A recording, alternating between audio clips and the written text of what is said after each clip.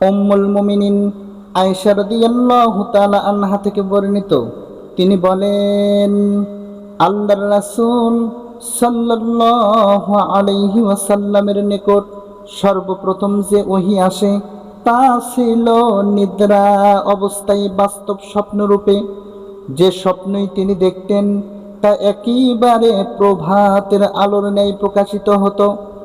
অতঃপর তার নিকট নির্জনতা পছন্দনীয় হয়ে দাঁড়ায় এবং তিনি হীরার গুহায় নির্জনে অবস্থান করতেন। আপন পরিবারের নিকট ফিরে এসে কিছু খাদ্য সামগ্রীর সঙ্গে নিয়ে যাওয়ার পূর্বে এভাবে সেখানে তিনি এক নাগারে বেশ কয়েকদিন ইবাদতে মগ্ন থাকতেন। অতঃপর খাদিজা রাদিয়াল্লাহু তাআলা আনহা এর নিকট ফিরে এসে আবার একই সময়ের জন্য কিছু খাদ্যদ্রব্য নিয়ে যেতেন। এভাবে হীরা গুহায় অবস্থানকালে তার নিকট ওহী আসলো। তার নিকট ফেরেশতা এসে বলল, পাঠ করুন। আল্লাহর রাসূল সাল্লাল্লাহু আলাইহি ওয়াসাল্লাম বললেন, আমি পড়তে জানি না। অতঃপর সম্মানিত ভাইরা, সে আমাকে জড়িয়ে ধরে এমনভাবে চাপ দিল যে আমার খুব কষ্ট হলো। অতঃপর সে আমাকে ছেড়ে দিয়ে বলল, পাঠ করুন। আমি বললাম, আমি পড়তে জানি না। সে দ্বিতীয়বার আমাকে জড়িয়ে ধরে এমনভাবে চাপ দিল যে আমার খুব কষ্ট হলো। অতঃপর সে আমাকে ছেড়ে দিয়ে বলল, পাঠ করুন। আমি উত্তর দিলাম, আমি তো পড়তে জানি না। আল্লাহর রাসূল সাল্লাল্লাহু আলাইহি ওয়াসাল্লাম বলেন, অতঃপর তৃতীয়বার তিনি আমাকে জড়িয়ে ধরে চাপ দিলেন। তারপর ছেড়ে দিয়ে বললেন, পাঠ করুন আপনার রবের নামে, যিনি সৃষ্টি করেছেন মানুষকে জমাট রক্তপিণ্ড থেকে। পাঠ করুন, আর আপনার রব অতিশয় দয়ালু। অতঃপর এই আয়াত নিয়ে আল্লাহর রাসূল সাল্লাল্লাহু আলাইহি ওয়াসাল্লাম প্রত্যাবর্তন করলেন।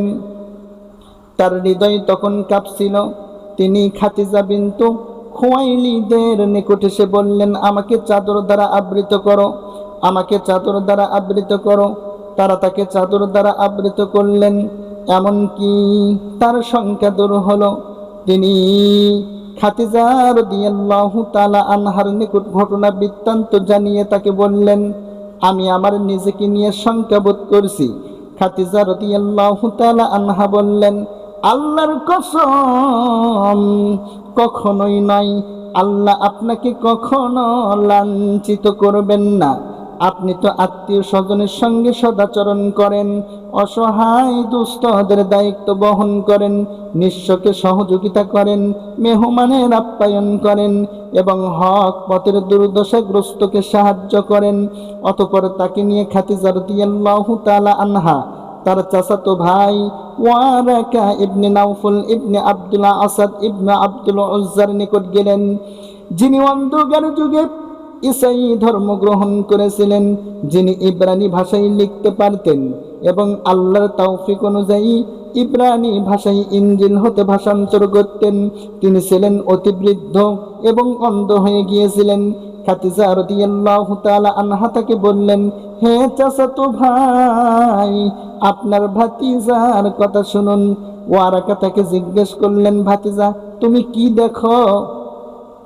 আল্লাহর রাসূল সাল্লাল্লাহু আলাইহি ওয়াসাল্লাম যা দেখেছিলেন সবই বর্ণনা করলেন। তখন ওয়ারাকা তাকে বললেন, এটা তো সেই বার্তাবাহক যাকে আল্লাহ মূসা আলাইহিস সালাতু ওয়াস সালামের নিকট পাঠিয়েছিলেন।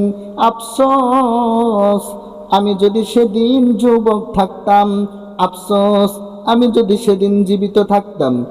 সেদিন তোমার কওম তোমাকে বহিষ্কার করবে।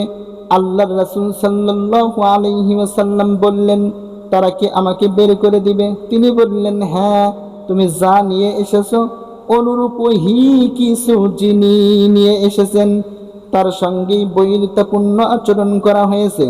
সেদিন যদি আমি থাকি তবে তোমাকে জোরালোভাবে সাহায্য করব। এর কিছুদিন পর ওয়ারাকা আলাইহিস সালাতু ওয়াস সালাম ইন্তিকাল করেন। আর ওহির বিরতি ঘটে।